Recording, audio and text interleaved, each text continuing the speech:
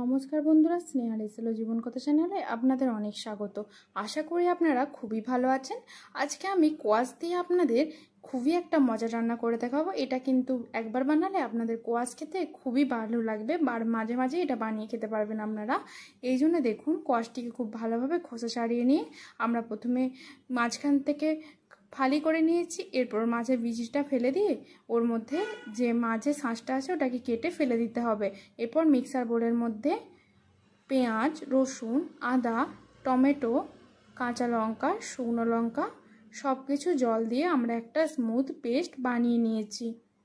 এরপর দেখুন, কোয়াশটিকে এরকমভাবে কুচি কুচি করে কেটে নিয়েছি। সাথে নিয়েছি আলু, কাঁচা লঙ্কা, পেঁয়াজ, রসুন, আদা ও টমেটো।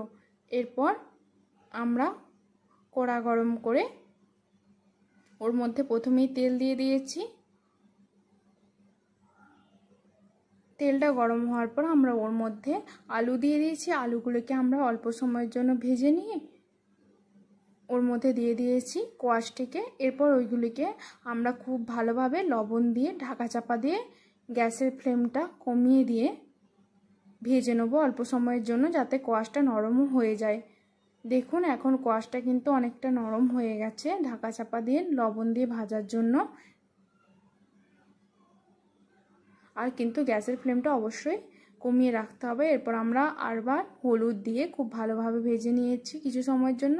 এরপর ওর মধ্যে দিয়ে দিয়েছি জিরে গুঁড়ো ও ধনে গুঁড়ো, জিরে গুঁড়ো, ধনে গুঁড়ো ও জল দিয়ে আমরা কিছু সময়ের জন্য ভালোভাবে কষিয়ে নিয়ে পরিমাণ মতো জল দিয়ে দিয়েছি, যাতে কোয়াশটি ও আলুটি খুব ভালোভাবে সেদ্ধ হয়ে যায় সেইভাবে জল দিয়ে দিয়েছি। আর আপনারা যতটা পরিমাণ তরকারির মধ্যে রস রাখতে চাই সেই রকমভাবেই জল দেবেন, যাতে কোয়াশটিও ঠিকঠাকভাবে সেদ্ধ হয়ে যায় আর যেরকম জল চাইছেন সেটা হয়ে যায়। দেখুন, এখন ঠিকঠাকভাবে সেদ্ধ হয়ে গেছে। এরপর আমরা নামিয়ে নিয়েছি।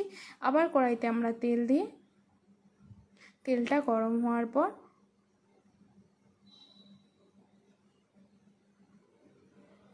ওর মধ্যে দিয়েছি হিং, শুকনো লঙ্কা, তেজপাতা, গোটা জিরে ফোড়ন দিয়েছি। এগুলিকে 2 থেকে 3 মিনিট সময়ের জন্য খুব ভালোভাবে ভেজে নিয়েছি, যতক্ষণ পর্যন্ত না একটা সুগন্ধ বেরিয়ে আসে। তারপর আমরা এর মধ্যে টমেটো, আদা, কাঁচা লঙ্কা, পেঁয়াজ, রসুন সব কিছু যে পেস্টটা বানিয়ে রেখেছিলাম এই পেস্টটাকে দিয়ে দিয়েছি। এরপর মশলাটিকে আমরা খুব ভালোভাবে কষিয়ে নেব, যাতে মশলা থেকে যতক্ষণ না পর্যন্ত তেল ছেড়ে বেরিয়ে আসছে ততক্ষণ পর্যন্ত আমাদের মশলাটিকে খুব ভালোভাবে কষিয়ে নিতে হবে। দেখুন, এখন মশলাটা খুব ভালোভাবে কষে গেছে। তারপর আমরা এর মধ্যে কোয়াশ ও আলু যেটি আগে থেকে ঠিকঠাকভাবে সেদ্ধ করে রেখেছিলাম ওটা দিয়ে দিলাম। এরপর গরম মশলা ছড়িয়ে কিছুক্ষণ ঢাকা দিয়ে নামিয়ে দিলাম। ব্যাস, তাহলেই রেডি কোয়াশ দিয়ে এই মজার রান্নাটি একদম সার্ভিংয়ের জন্য।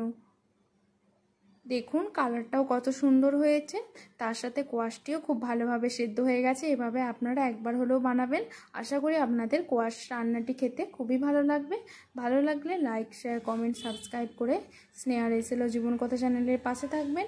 পরবর্তীতে নতুন কোনো রেসিপি নিয়ে আবার ফিরে আসবো। ততক্ষণ পর্যন্ত আমার চ্যানেলটি অবশ্যই সাবস্ক্রাইব করবেন। আমি যদি কোনো নতুন রেসিপি পোস্ট করি তা আপনাদের সবার আগে দেখার জন্য। আবার ফিরে আসবো পরবর্তীতে নতুন রেসিপি নিয়ে।